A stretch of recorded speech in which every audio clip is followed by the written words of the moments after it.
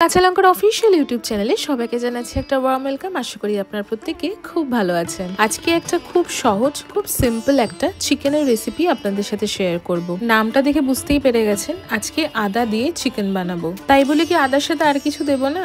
সবই দেব। সেটা জানার জন্য চলুন আমার সাথে কাঁচা লঙ্কা রান্নাঘরে। প্রথমেই আগে দেখিয়ে নিই আদা দিয়ে চিকেন বানানোর জন্য বা আদা মুরগি বানানোর জন্য আমাদের কি কি উপকরণ লাগছে। আমি প্রথমেই অ্যারাউন্ড 1.5 কেজি মতো চিকেন নিয়েছি, যেটাকে ভালো করে ধুয়ে পরিষ্কার করে নিয়েছি। 3টে পেঁয়াজ আমি লম্বা করে কেটে নিয়েছি। 2টো টমেটো লম্বা করে কেটে নিয়েছি। 6 থেকে 7টা কাঁচা লঙ্কা নিয়েছি। 1 ইঞ্চ মতন আদা নিয়েছি, আদার খোসাটা ছাড়িয়ে নিয়েছি। 2 টিস্পুন আমি গ্রিন চিলি পেস্ট বা কাঁচা লঙ্কা বাটা নিয়েছি। 2 টেবিল স্পুন আমি আদা বাটা নিয়েছি। 3টে আলু আমি ডুমো করে কেটে নিয়েছি।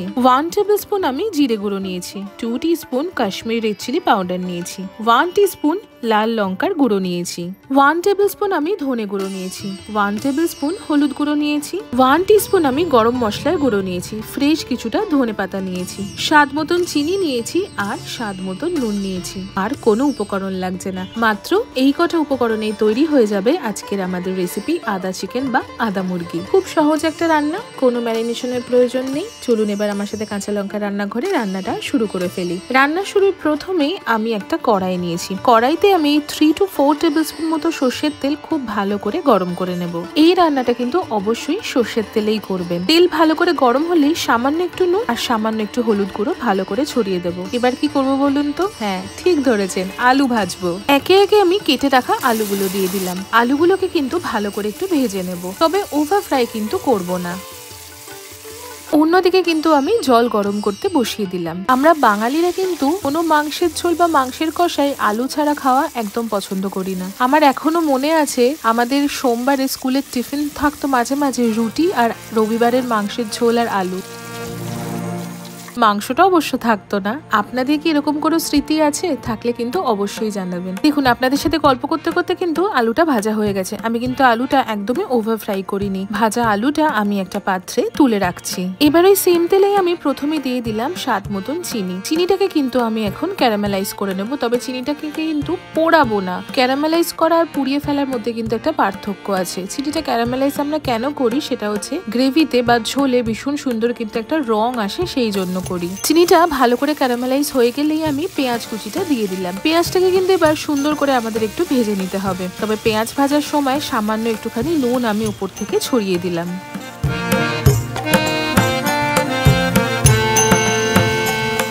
পেঁয়াজটা বেশ খানিকক্ষণ ভেজে নেবার পর যখন দেখবেন একটু গোল্ডেন ব্রাউন হয়ে এসছে, এবার আমি আদা বাটাটা দিয়ে দিলাম। এই আদা বাটাটার সাথে এবার পেঁয়াজটা ভালো করে মিশিয়ে নিয়ে কিন্তু কষিয়ে রান্না করে নিতে হবে। প্রথমেই তেলে আদা বাটাটা এই জন্যই দিলাম, ভীষণ সুন্দর কিন্তু একটা আদার ফ্লেভার আসবে, খুব সুন্দর একটা গন্ধ হবে, একদম অন্যরকম খেতে হয়। আদা বাটা দিয়ে বেশ মোটামুটি 2 থেকে 3 মিনিট মতন ভালো করে কষিয়ে নিয়েছি। আদার কাঁচা গন্ধটা কিন্তু চলে গেছে আর সুন্দর তেল ছাড়তেও শুরু করেছে। এবার আমি চিকেনগুলো দিয়ে দিলাম। চিকেনটা দিয়ে ভালো করে মিশিয়ে নেব। চিকেনটা দিয়ে ভালো করে মিশিয়ে নিয়ে মিনিট 2 মতন কিন্তু একটু রান্না করে নেব।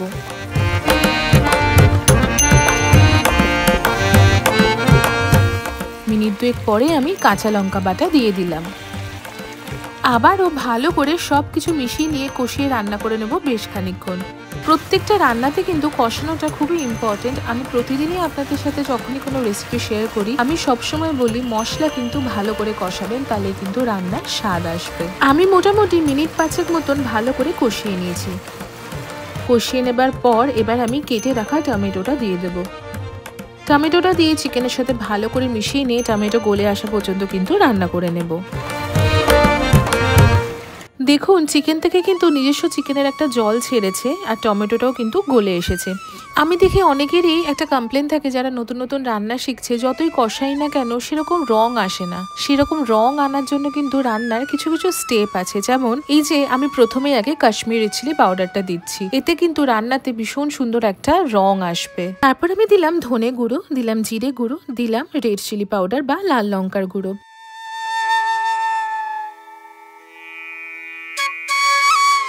দিয়ে দিলাম হলুদ গুঁড়ো। ভালো করে সবকিছু একটু মিশিয়ে নেব। মাংসে যদি একটু লাল লাল ঝোল পছন্দ করেন তাহলে কিন্তু প্রথমেই অবশ্যই কাশ্মীরি চিলি পাউডারটা দেবেন আর একদম লাস্টে হলুদ গুঁড়ো দেবেন। যদি বেশি লাল লাল রং পছন্দ না হয়, একটু হলুদ হলুদ রং পছন্দ হয়, তাহলে উল্টো করবেন, প্রথমেই হলুদ গুঁড়ো দেবেন আর লাস্টে গিয়ে কাশ্মীরি চিলি পাউডার দেবেন। দেখুন কি সুন্দর রংখানা এসেছে। এবার আমি খানিকটা গরম মশলার গুঁড়ো দিয়ে দিলাম, দিয়ে ভালো করে সবকিছু মিশিয়ে নিয়ে ভেজে রাখা আলুটাও দিয়ে দিলাম।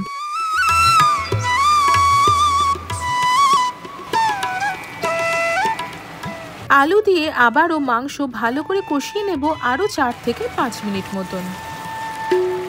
আসলে মুরগির মাংসের কিন্তু একটাই খুব ভালো গুণ, সেটা হচ্ছে বেশি কষাতে হয় না আর খুব ঝটপট রান্না হয়ে যায়। মাংস 4 থেকে 5 মিনিট মতন ভালো করে কষিয়ে নিয়ে এবার ঢেলে দিলাম আমি 2 কাপ মতন গরম জল।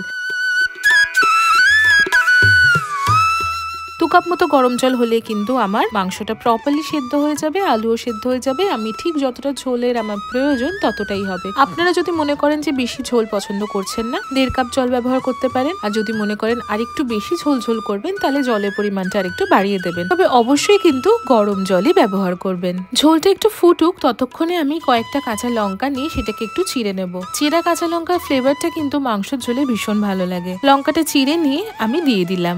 এবার কিছুটা ফ্রেশ ধনেপাতা আমি ছোট ছোট করে কেটে নেব। ধনেপাতা কিন্তু অবশ্যই ভালো করে ধুয়ে নেবেন আগে থেকে। আর যে ওই প্রথমে একটু আদা নিয়েছিলাম না, সেটাকেও একটু পাতলা পাতলা করে লম্বা করে কেটে নেব। এইদিকে আমি মাংসটা চাপা দিয়ে দিলাম। চাপা দিয়ে লো টু মিডিয়াম ফ্লেমে 12 থেকে 15 মিনিট মতো রান্না করে নেব। এতেই কিন্তু আমার রান্নাটা হয়ে যাবে। মাংসটা যতক্ষণে রান্না হচ্ছে, চলুন আপনাদের সাথে একটু গল্প করি। এই যে আদা চিকেন বা আদা মুরগিটা আমি কবে কিভাবে বানিয়েছিলাম সেই গল্পটা একটু বলি। আসলে আমি এমন একটা মানুষ না, আমি রান্না করতে এত ভালোবাসি আর আমার সবসময় একটু এক্সপেরিমেন্ট করে রান্না করতে খুব ভালো লাগে। এই একদিনকে আমি নিজেই ভাবছিলাম যে সবকিছু মশলা দিয়ে তো কষিয়ে আমরা চিকেন রান্না করি, তো আমি যদি একদিন রসুন ছাড়া মুরগির মাংস রান্না করি, সেটা কেমন খেতে হতে পারে। খুব বেশি করে আদা দিয়ে একটু কষিয়ে রান্না করব। যেমন ভাবা তেমন কাজ করে ফেললাম, আর সত্যি কথা বলতে দারুণ খেতে হয়েছিল। এই দেখুন, আপনাদের সাথে গল্প করতে করতে আমার কিন্তু চিকেনটা অলরেডি হয়ে গেছে। ঢাকাটা খুলি, দারুণ সুন্দর একটা গন্ধ বেরিয়েছে, আর রংখানা কেমন এসেছে সেটা তো আপনারাই বলবেন। আমি উপর থেকে ছড়িয়ে দিলাম ফ্রেশ ধনেপাতা কুচি, আর দিয়ে দিলাম গরম মশলার গুঁড়ো।